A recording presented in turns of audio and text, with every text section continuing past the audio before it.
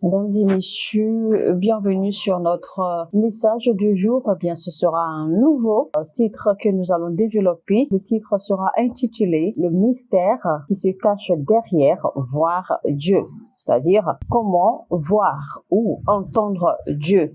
Quel est le mystère qui se cache derrière? C'est donc ce que nous allons découvrir avec le prophète Lovie Elias. Alors, quand nous parlons de voir Dieu, il y a plusieurs niveaux de compréhension qui vous permettent de percevoir et de voir Dieu. Il faut donc se rappeler que Dieu est invisible. Il est un être invisible. Parce que la Bible dit clairement que personne n'a jamais vu Dieu réellement, jamais. Ça veut dire qu'il est impossible à l'être humain de voir Dieu. Même aux anges, il est impossible qu'ils voient Dieu dans sa vraie nature. Je vais vous expliquer. Je vous expliquerai ce que cela veut dire. Parce que Dieu est éternel. Il n'a pas de commencement ni de fin. Tout ce que les anges ont toujours expérimenté, ce ne sont que les manifestations de Dieu. Les anges n'ont jamais pu voir Dieu dans sa vraie nature. Parce que comment expliquer que quelque chose ou un être, d'accord, qui existe dans le temps, puisse voir un être qui n'existe pas dans le temps, ou un être qui est au-delà du temps. Vous savez, quand j'ai été transportée dans les règnes célestes, c'est l'une des leçons qu'on m'a enseignée. C'est que Dieu est manifesté dans les cieux. C'est pour cela que plusieurs fois on parle du trône de Dieu qui est dans les cieux et de celui qui est assis sur son trône. Alors, pour faire court, avant que Dieu ne crée les cieux, où se trouvait Dieu? Où était-il alors, puisque les cieux ont été créés?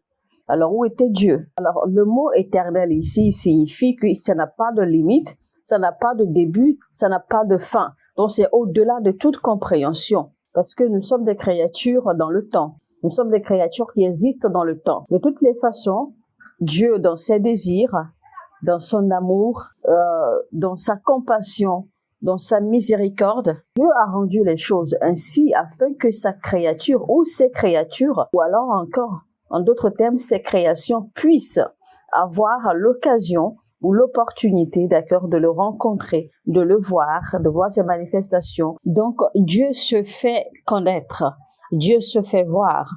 Dans le livre des Nombres, il a été dit clairement, on a bien lu que Dieu a parlé à Mariam et à Aaron en disant, s'il y a ou s'il se trouve des prophètes au milieu de vous, moi, l'Éternel, je me ferai connaître à travers les songes, les rêves et les visions, et également dans le parler direct. Et Dieu continua en disant, mais ce ne sera pas pareil avec son serviteur Moïse, avec qui il parle plutôt de bouche à oreille. Alors, malgré tout cela, la Bible nous fait toujours comprendre que personne n'a jamais vu Dieu réellement. Alors, vous devez comprendre que quand vous voyez les manifestations de Dieu, c'est que vous avez vu Dieu. Juste de la même façon que la Bible dit que Jésus-Christ, notre Seigneur, est la manifestation en la chair humaine de Dieu. La Bible dit qu'en lui, Jésus-Christ, se trouve la Trinité. En lui se trouve la plénitude de Dieu qui est le Père, le Fils et le Saint-Esprit. C'est pour cela quand les disciples ont demandé à Jésus-Christ de leur montrer le Père, Jésus leur répondit, « Ne savez-vous donc pas qui je suis ?» Et Jésus dit, « Ne savez-vous donc pas que celui qui m'a vu a vu le Père ?» Alors Jésus fit également une autre déclaration disant que personne n'a jamais accédé personne n'a jamais eu accès au ciel, excepte le Fils de l'homme qui se trouve au ciel. Alors, comment expliquer que Jésus soit là, d'accord, physiquement, et qu'il dise encore qu'il est au ciel? Ça veut simplement dire que Dieu est présent partout, puisqu'il est éternel. Il est omnipotent, il est omniprésent, il est omniscient. Donc, Dieu demeure Dieu simplement et nul ne peut le comprendre. Mais ceci dit, Dieu s'est quand même fait voir. Dieu s'est déjà manifesté, Dieu se manifeste pourtant à travers ses œuvres, à travers ses manifestations, au travers des gens. Dieu a donc rendu possible que les hommes le voient. Alors, ce que je veux essayer de vous faire comprendre à travers ce message, c'est que le langage ou les langues sont un moyen, d'accord, qui nous donne l'habilité de pouvoir voir Dieu. Sans les langues, il ne peut y avoir de communication entre vous et Dieu. Maintenant, quand les gens ont soif de connaître Dieu, et ceci je parle surtout des chrétiens, beaucoup commettent des erreurs à cause des langues. Et dans Et dans ces circonstances, vous pouvez soit vous rapprocher davantage de Dieu ou vous éloigner davantage de lui. Maintenant, je vous explique quelque chose rapidement. Il y a une différence entre un pécheur et une personne charnelle. Alors, quand la Bible parle du charnel, la Bible parle en fait d'une personne spirituelle mais qui a chuté. Une personne spirituelle qui a perdu ses repères spirituels. Mais quand la Bible parle de péché ou de pécheur, eh bien, elle parle plutôt de la nature de la chair d'une personne dans le monde. Quand on parle du charnel ou d'une personne charnelle, eh bien, c'est quelqu'un qui a l'habitude ou qui a la possibilité ou la capacité ou l'habilité plutôt de voir dans le règne spirituel, mais qui avec le temps a perdu ses repères ou ses connexions spirituelles. Cette personne n'est plus en mesure de percevoir les choses de l'esprit. Mais quand on parle d'une personne ou d'un individu dans la chair purement, ça parle en fait de quelqu'un qui n'a aucune connexion avec les choses spirituelles. Cette personne n'a pas le Saint-Esprit. Cette personne n'a aucune connexion avec les choses divines. Un chrétien peut être rempli de l'Esprit de Dieu et être charnel. Et je peux vous le prouver tout de suite. Prenez par exemple l'exemple de la crucifixion de Jésus-Christ. Le prêtre qui a ordonné la crucifixion de Jésus-Christ, il était un prêtre oint et dédié aux choses de Dieu pour représenter Israël en ce temps. Retenez ceci. Si le prêtre sacrificateur qui a ordonné la crucifixion de Jésus avait été trouvé avec une quelque faute, je vais dire une faute quelconque, ou un péché ou une souillure quelconque, il n'aurait pas été qualifié pour offrir Jésus-Christ en sacrifice. Jésus-Christ était un sacrifice, et un sacrifice qui serait accepté par Dieu parce que le prêtre l'a offert. Et les gens pensent jusqu'à aujourd'hui qu'il s'agissait seulement de tuer Jésus-Christ. Non, il ne s'agissait pas de cela. Il s'agissait plutôt de qui l'offrirait en sacrifice. Il s'agissait de qui l'offrirait à la mort. Jésus-Christ dit à ses disciples, « Vendez un ânon et achetez une épée. » Les disciples demandèrent, « Pourquoi ?» Et à Jésus de répondre, « Parce qu'il n'est pas bon pour un prophète de mourir hors de sa terre natale. » Parce que dans le temps où les pharisiens en réalité avaient planifié tuer Jésus-Christ secrètement. Mais Jésus-Christ était fait pour être offert en sacrifice. Il n'était pas venu juste pour mourir, mais il était venu pour être offert en sacrifice, parce qu'il devait porter le péché du monde entier, et alors il serait offert en sacrifice, et c'est là que le sacrifice aurait du sens. Donc, n'importe qui n'était pas qualifié de tuer Jésus-Christ. C'est pour cela que Dieu, de par sa grande sagesse, a orchestré les choses de sorte que, parce que vous allez voir que Ponce Pilate, en fait, a voulu libérer Jésus-Christ. Mais Jésus-Christ a refusé de se défendre quand Ponce Pilate lui a posé des questions. Alors, vu que Ponce Pilate a essayé, vaille que vaille, de libérer Jésus-Christ, mais Jésus-Christ refusant de se défendre, et le peuple réclamant coûte que Jésus-Christ soit tué, eh bien, Ponce Pilate s'en lavait les mains et disait que mes mains sont propres, car je n'ai rien à voir dans la mort de cet homme. Et c'est alors que le prêtre sacrificateur répond, « Ne t'inquiète pas, que sa mort soit sur nous et sur nos enfants. Que sa mort redescende sur nous et sur nos enfants. » Donc, c'est ce que le prêtre sacrificateur a répondu, parce que c'était lui qui devait offrir Jésus-Christ en sacrifice. Alors, quand ils se sont rassemblés pour discuter de la mort de Jésus-Christ, pour discuter de la stratégie ou de comment le tuer, le prêtre sacrificateur Caïphe leur dit, « Vous insensés, ne savez-vous donc pas qu'il est mieux pour un homme de périr au lieu que toute une nation périsse?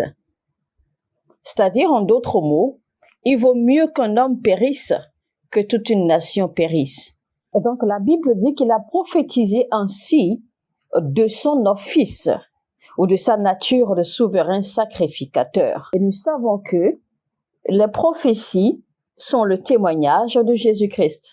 Alors, comment Caïphe pouvait-il prophétiser ainsi si Dieu n'était pas avec lui?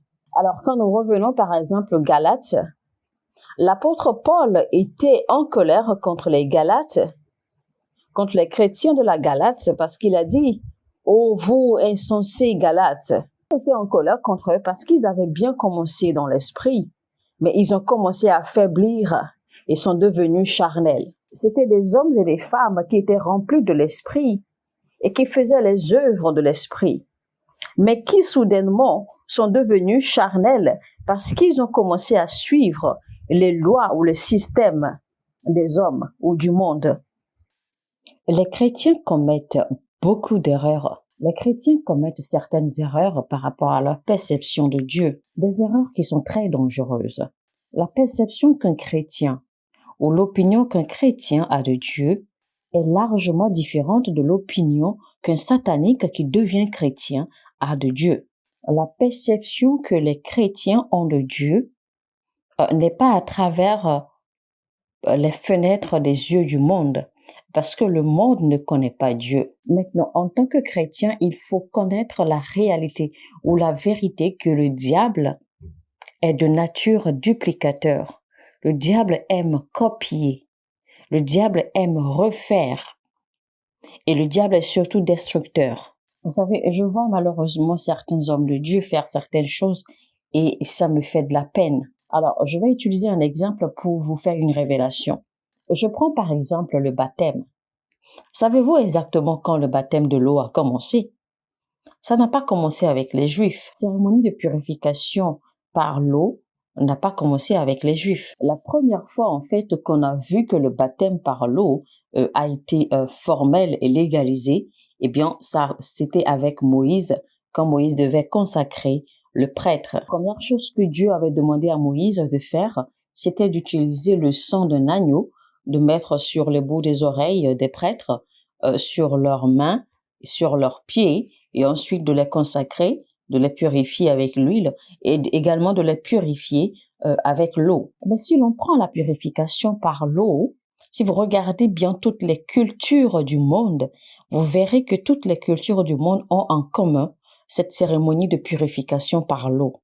Alors, est-ce que parce que la plupart des cultures du monde ont, par exemple, cette cérémonie de purification par l'eau, eh bien, est-ce que à cause de cela, on ne devrait plus faire le baptême par l'eau? Mais non, ce n'est pas parce que les cultures du monde, d'accord, ont ou font la purification avec l'eau que cela annule, d'accord, ce que Dieu nous a demandé de faire de par les Écritures. Mais non, ça n'a rien à voir. Parce que les cultures du monde, même si la plupart des cultures du monde pratiquent la cérémonie de la purification par l'eau, ce n'est pas divin. Parce que ça ne répond pas, d'accord, en fait, aux lois ou ça ne suit, d'accord, aucun précepte biblique. Mais cela ne veut pas dire qu'à cause de cela, qu'il ne faudrait pas faire le baptême de l'eau, qu'il ne faudrait pas en fait suivre les instructions qui ont été données par Dieu lui-même dans la Bible pour les enfants de Dieu. Ça n'a rien à voir, c'est deux choses différentes. Mais voilà qu'aujourd'hui, malheureusement, vous allez retrouver dans plusieurs églises sont basées sur des doctrines qu'elles pensent sont divines, mais ce sont des doctrines diaboliques, des doctrines qui sont prises ou qui sont adoptées, d'accord, en regardant les choses qui se passent dans le monde. Et ce qui est malsain, ce qui est complètement charnel, ça n'a rien à voir avec la divinité. Je prends un autre exemple pour vous expliquer ce que j'essaie de dire, parce qu'en fait, j'essaie de vous faire comprendre la façon de percevoir Dieu. Alors, prenons par exemple la communion, d'accord, le fait de manger le corps du Christ et qui est représenté bien évidemment par le petit pain et le sang de Jésus-Christ qui est représenté par le vin, d'accord, ou alors par le jus de raisin si vous voulez. Alors, savez-vous que la communion en réalité est une cérémonie? C'est une pure cérémonie. Le premier participant de la communion, en réalité, c'est Jésus-Christ lui-même, quand il a nourri les 5000 personnes avec le pain et le poisson. Donc, après avoir nourri les 5000 personnes, eh bien, Jésus a dû se déplacer. Il est allé se cacher derrière les montagnes pour prier. Et donc, quand il est revenu, en fait, la foule lui a posé la question, mais où étais-tu? Nous te cherchions partout. En fait, il a fallu que Jésus-Christ se déplace parce qu'il savait que tout ce que la foule désirait, tout ce que la foule voulait, ce n'était que le pain. Jésus leur dit alors, ce que j'ai à vous offrir, vous ne voulez pas de cela. Vous voulez autre chose. Et à la foule de répondre, donne-nous un signe venant du Père. Alors que rappelez-vous, Jésus-Christ les avait déjà nourris. Il avait déjà fait ce miracle-là, d'accord, du pain et des poissons, et il les a nourris. Près de 5000 personnes. Alors Jésus-Christ leur répond, à moins que vous ne mangiez de ma chair et ne buviez de mon sang, vous n'avez pas la vie éternelle. Alors quand Jésus dit cela, toute la foule se révoltait contre lui, parce que la foule disait, mais celui-ci a le diable en lui. Et justement, la foule a dit cela à cause de ce que Jésus-Christ a dit, parce que Jésus a dit qu'il faille qu'elle mange de sa chair et qu'elle boive de son sang. Parce que selon la connaissance de la foule, selon la connaissance du monde, eh bien, on sait que les gens qui mangent la chair et qui boivent le sang, ce sont des gens qui sont dans les cultes, c'est-à-dire les sectes occultes. Et donc, on sait que les cultes occultes ou alors les sectes occultes, d'accord, en fait, sont généralement vus, d'accord, comme des sectes sataniques, parce qu'en fait, dans le monde, eh bien, généralement, tout ce qui est occulte ou tout ce qui est en fait occultique est régi, d'accord, par des pratiques démoniaques, les pratiques maléfiques. Et donc, c'est avec ces yeux-là, d'accord, qu'on connaît tout ce qui est occultique. Mais ce que l'on ignore, c'est que le sens réel, en fait, de occultique, c'est-à-dire la définition de occultique, en fait, ce n'est que le secret. Occultique signifie simplement le secret. D'accord? Je ne suis pas en train, d'accord, de vous dire, en fait, que c'est une mauvaise façon de penser que les gens occultiques ou ceux qui sont dans les sectes ou les réunions occultiques, en fait, ne font pas des pratiques sataniques. Non. C'est effectivement ce qui se passe. Mais j'essaie simplement de vous définir, en fait, le mot occulte, en fait, occulte ou occultique, qui signifie simplement secret. Et donc, ce que Jésus-Christ disait, en fait, en disant qu'il faille que la foule mange de sa chair et boive de son sang, eh bien, ce n'était qu'une pure cérémonie. Donc, cela reflétait, en fait, une cérémonie. Et donc, on sait que les gens, dans les sectes ou dans les groupements occultiques, en fait, pratiquent ce genre de cérémonie. Mais quand on utilise, en fait, le mot occultique, d'accord, en fait, en réalité, ce n'est pas quelque chose de diabolique, mais ça signifie simplement secret. Mais la vérité aujourd'hui est que, eh bien, tout ce qui est occultique ou tout ce qui est groupe ou secte ou rassemblement occultique, en fait, ont des pratiques sataniques, des pratiques diaboliques. Ça, c'est clair. Ça, c'est la vérité qu'on ne peut pas renier. Mais gardez simplement à l'esprit que de nature, c'est-à-dire qu'à la base, signifie seulement secret. Donc, gardez simplement cela à l'esprit. Alors, nous évoluons maintenant, d'accord, dans notre exemple. Alors, comme je disais, la foule répondit, mais cet homme a le diable en lui. Comment veut-il que nous mangions sa chair et que nous buvions son sang? Alors maintenant, avant l'ascension de Jésus-Christ, quand Jésus-Christ partageait la communion, le pain et le vin avec les disciples, voici ce qu'il leur a dit. Jésus leur a dit, chaque fois que vous voulez vous rappeler, chaque fois que vous voulez vous souvenir de moi. Donc Jésus n'a pas dit, chaque fois qu'il veut se souvenir de ses miracles, ou chaque fois qu'il veut se souvenir des œuvres qu'il a accomplies, etc. Non, mais il a dit, chaque fois que vous voulez vous souvenir de moi, prenez donc le vin qui représente mon sang et prenez le pain qui représente ma chair qui a été brisée pour vous et mangez-le en mémoire de moi. Alors ma question est ceci, est-ce que parce que les gens du monde ou les gens des sectes occultes, d'accord, est-ce que parce qu'ils mangent la chair et boivent le sang, d'accord, comme on le sait, que ce soit le sang animal ou le sang humain, est-ce que cela fait que nous, en tant qu'enfants de Dieu, nous, en tant que chrétiens, à l'église, on ne doit plus faire la communion, on ne doit plus prendre la communion, qu'on ne doit plus boire, on ne doit plus boire le vin qui représente le sang du Christ pour nous, selon la culture que nous avons reçue, selon la recommandation que Jésus-Christ nous a donnée. Il faille que nous fassions cela en mémoire de lui. Mais non, cela n'annule pas en fait cela. Ce que le monde fait, ce que les gens occultes font, c'est complètement différent de ce qui se passe ou de ce que Jésus dit dans la Bible. Donc ce n'est pas parce que le monde où les gens occultes mangent la chair, la vraie chair, et boivent le vrai sang, que cela annule notre cérémonie de participer à la communion d'accord, en mémoire de Jésus-Christ, comme il nous l'a demandé. Vous ne pouvez pas percevoir les choses de Dieu à travers les yeux du monde ou à travers les réalités du monde. Vous ne pouvez pas regarder les pratiques du monde, les pratiques cérémonielles, les pratiques, tout ce que vous voulez du monde pour définir la nature des choses divines. Non. En fait, c'est ce que j'essaie de vous faire comprendre depuis de par mes exemples. Vous ne pouvez pas utiliser les pratiques du monde pour comparer les choses divines. Il n'y a pas de comparaison entre les pratiques du monde et les pratiques et les pratiques divines dans le corps du Christ. Parce que plutôt j'ai dit que le diable est duplicateur. Le diable aime reproduire. Le diable aime copier exactement les choses de Dieu.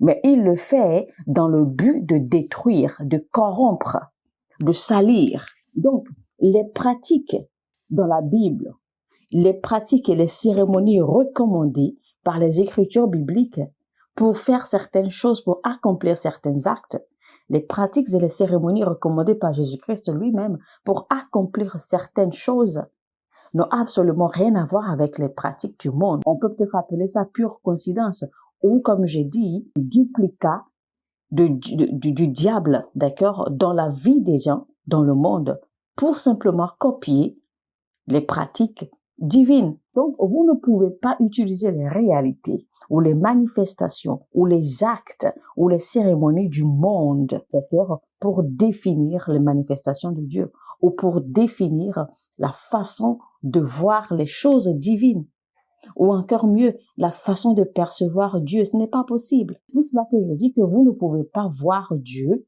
à travers les yeux du monde.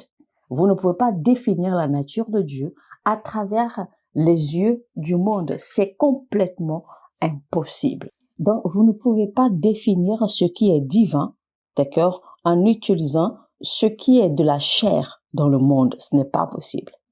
Maintenant, il faut se rappeler que le diable a quitté l'état spirituel et le diable est maintenant, d'accord, à l'état charnel, pas la chair, de la chair du monde, mais il a quitté l'état spirituel, c'est-à-dire qu'il n'a plus de connexion aux choses divines, mais il est plutôt devenu charnel. Et je vais beaucoup utiliser des exemples précis, d'accord, pour vous faire passer le message, pour que vous compreniez, d'accord, la façon de voir Dieu. Parce que comme j'ai dit au départ, voir Dieu, c'est dans plusieurs dimensions. C'est à plusieurs niveaux. Il y a plusieurs définitions ou plusieurs perceptions de la façon dont il faut voir Dieu. L'un des noms par lequel Dieu est désigné dans la Bible, c'est Elohim. On l'appelle Elohim. Mais est-ce que vous connaissez un instant l'origine réelle du nom Elohim? Alors, nous allons lire Exode 12, 12 rapidement. Je parcourrai l'Égypte cette nuit-là, et je frapperai tout premier-né dans le pays, hommes et bêtes, et j'exercerai ainsi mes jugements contre tous les dieux de l'Égypte. Alors, vous allez voir que dans le verset, c'est dit les dieux. Bon, ça c'est en français, sinon, quand vous allez lire en fait le livre, la Bible hébreu, vous allez voir que c'est écrit Elohim. Parce qu'en fait, les Canaanites, en fait, Dieu, d'accord, avec le D minuscule, d'accord, qui n'est pas notre Dieu, eh bien, parce que quand on dit les dieux, eh bien, on parle des divinités, les autels, les démons, en tout cas, des divinités qui sont adorées, d'accord, c'est ça qu'on appelle les dieux. Et donc, en fait, les Canaanites les appellent, en fait, Elohim, parce que la signification de les dieux, ok, qui n'est pas Dieu céleste, eh bien, c'est Elohim. Donc, en réalité, le mot Elohim, c'est un mot canaanite. Ce n'est pas un mot hébreu. C'est un mot canaanite pour, en fait, définir les dieux. Parce que Elohim signifie Dieu. Mais chez nous, d'accord, dans notre signification, dans notre utilisation, quand nous disons Elohim, eh bien, c'est pour, en fait, décrire, d'accord, la nature plurielle de Dieu. C'est pour décrire Dieu dans sa magnificence, dans sa majesté, dans sa grandeur, dans sa pluralité, dans toutes ses dimensions. C'est pour cela, en fait, que nous avons emprunté. En réalité, le mot Elohim a simplement été emprunté d'accord, en fait, pour définir notre Dieu dans sa pluralité et dans sa grandeur. Sinon, Elohim, en réalité, c'est un mot cananite qui signifie Dieu, divinité, déesse, etc. Donc, Dieu, en fait, en français, en hébreu, en langue cananite, c'est Elohim. Donc, j'espère, en fait, que vous avez compris un peu la nuance qui est là. Et lisons 1 Samuel 28, verset 13. « N'aie pas peur, lui dit le roi. Dis-moi plutôt ce que tu as vu. Je vois un être surnaturel qui monte des profondeurs de la terre, lui répondit-elle. » Alors ici, en fait, vous allez voir que c'est dit un être surnaturel. Dans d'autres versions, c'est dit que c'est écrit Dieu. Mais le Dieu ici, en fait, ça veut dire Elohim en cananite, toujours. Donc, il faut comprendre, en fait, la nuance que j'essaie de faire là. Donc, ce n'est pas parce qu'en fait, les cananites, en fait, Dieu, d'accord, signifie Elohim en cananite et que, en fait, Elohim en cananite désigne les dieux ou les divinités ou les personnels ou les êtres surnaturels, etc. Que Elohim, que nous utilisons, d'accord, en fait, dans notre langage, parce que nous avons emprunté Elohim, ça ne diminue pas la divinité de Dieu, parce que nous avons emprunté ce nom, d'accord, pour en fait décrire la pluralité, la grandeur, la majesté de notre Dieu. J'essaie de vous expliquer en fait un peu à travers tous ces exemples, à travers tous ces exemples, tous ces témoignages, toutes ces explications, d'accord. J'essaie d'ouvrir en fait vos yeux sur certaines vérités afin de changer votre perception de Dieu, afin de changer votre façon de voir Dieu. Parce que si vous utilisez les choses du monde pour voir Dieu ou pour décrire Dieu, je vous assure que vous n'allez jamais connaître Dieu. Parce que vous savez, comme je l'ai dit, vous risquez de vous perdre et vous risquez de ne jamais connaître Dieu. Vous risquez de ne jamais voir Dieu en réalité. Parce que si vous devez voir ou percevoir Dieu à travers les yeux du monde ou à travers les choses, les activités du monde, vous allez simplement, vous risquez de vous résigner à ne plus faire certaines choses, à ne plus faire certaines pratiques. Certaines choses et certaines pratiques que Dieu en réalité veut actuellement que vous fassiez. Pourquoi? Parce que vous voyez Dieu, vous percevez Dieu, vous jugez les choses divines à travers les choses du monde. Et donc, cela vous aveugle, cela bloque votre perception, cela vous ferme maintenant cela vous ferme à la volonté et aux instructions de Dieu. Ce qui fait que vous allez prendre la décision insensée de ne plus faire certaines choses que Dieu peut-être voudrait que vous fassiez. Et ça, c'est à votre propre perte. Alors, afin que vous puissiez commencer à voir Dieu, votre cœur doit déjà être transformé. Parce que arriver à percevoir Dieu, arriver à voir Dieu commence avec une transformation du cœur, une transformation de votre esprit. Chaque fois que vous priez, en réalité, vous invoquez. Et vous savez que invoquer, en réalité, c'est communiquer avec un esprit. Et vous ne pouvez pas communiquer avec un esprit si vous n'êtes pas spirituel vous-même. Donc, c'est une invocation que vous faites. C'est pour cela que Jésus-Christ a dit, « Ceux qui adoreront le Seigneur doivent l'adorer en vérité et en esprit. » Donc, la prière est une invocation. Dans mon cœur, je sais à qui je m'adresse. Dans mon esprit, je vois clairement avec qui je communique. Il faut aussi avoir conscience que Dieu ne réagit pas en fait à vos mots humains, c'est-à-dire aux mots qui sortent de votre bouche humainement. Dieu répond plutôt à votre foi et ce que votre foi communique. Dieu n'a donc pas besoin que vous prononciez les mots clairement pour qu'il puisse comprendre ce que vous dites. Parce que lui-même a dit, avant même que vous l'invoquiez, qu'il vous écoute déjà. Avant que vous ne parliez, qu'il sait déjà ce que vous voulez dire et qu'il vous a déjà entendu. Donc Dieu n'a pas besoin des mots qui sortent de ma bouche. Dieu a plutôt besoin de l'intention que mon cœur communique. C'est pour cela qu'il est écrit que Dieu vous accordera les désirs de votre cœur, parce qu'il est le seul qui sonde le cœur des hommes. Pour accomplir les plans de Dieu efficacement, arrêtez de voir ou arrêtez de percevoir Dieu à travers les yeux du monde. Arrêtez d'utiliser les choses, les pratiques du monde pour définir les choses divines.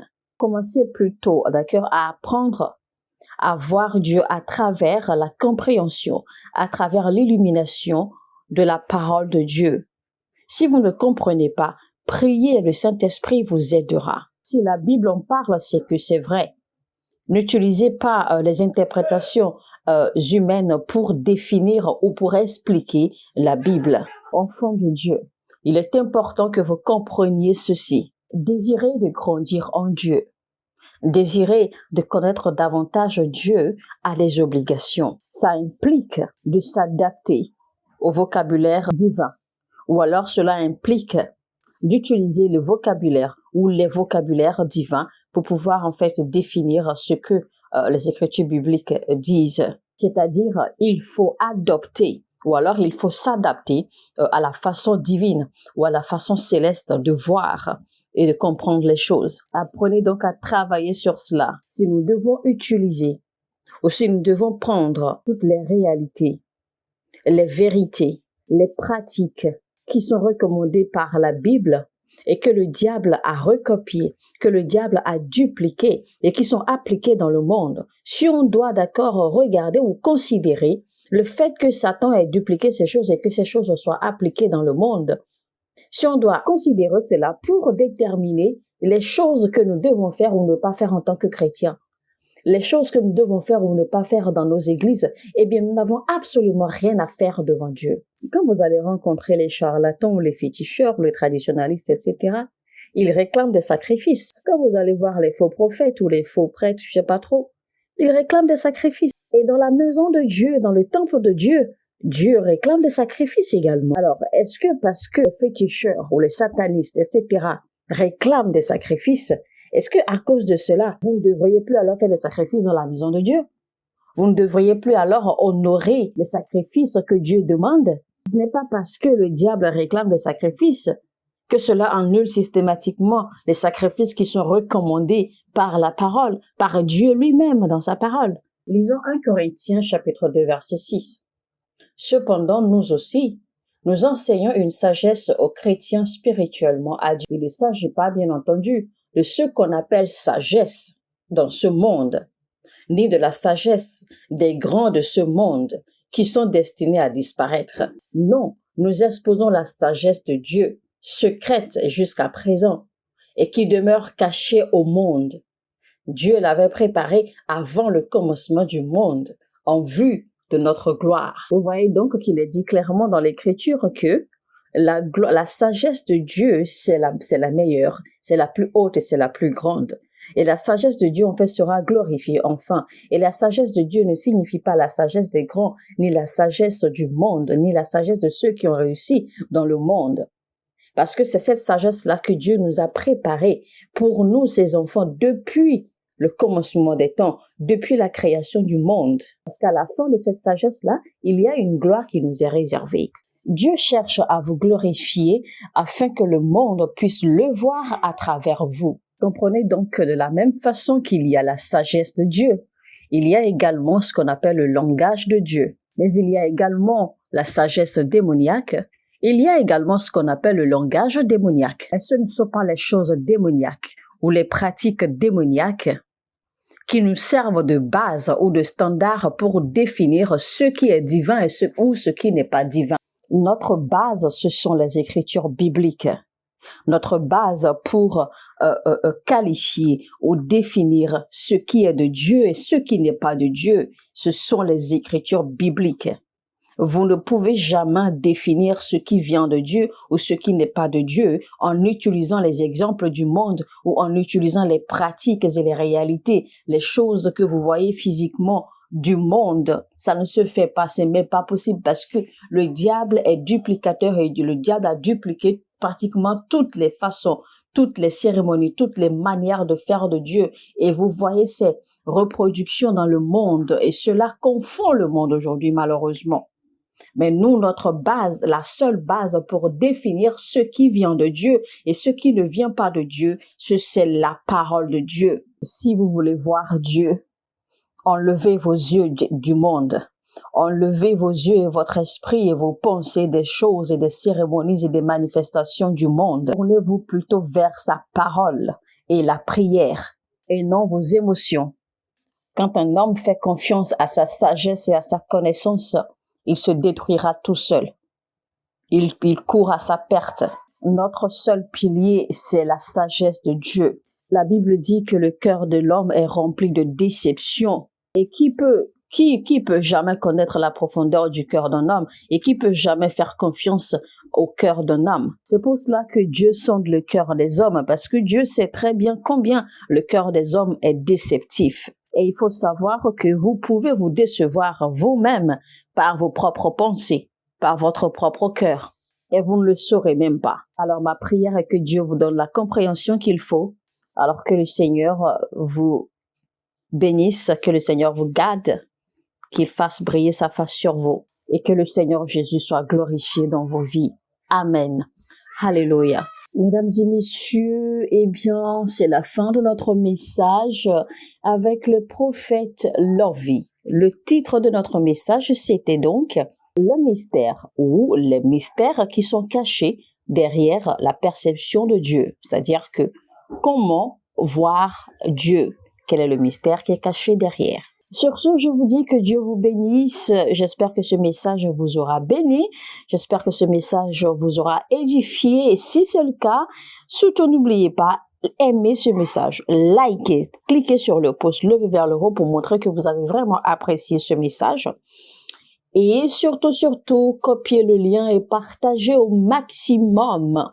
Permettez à ce que YouTube puisse recommander ces messages remplis de révélations à d'autres personnes. Cela nous permettra d'atteindre plus d'âmes dans le corps du Christ. Devenez donc des anges de l'évangélisation. Si vous n'êtes pas encore abonné à cette chaîne, n'hésitez pas, abonnez-vous maintenant et activez la cloche de notification. Si vous avez des suggestions, des commentaires, n'oubliez pas, vous pouvez laisser vos commentaires dans la section de commentaires et également nous faire vos différentes suggestions. Sur ce, que Dieu vous bénisse et je vous retrouve très bientôt pour un autre épisode.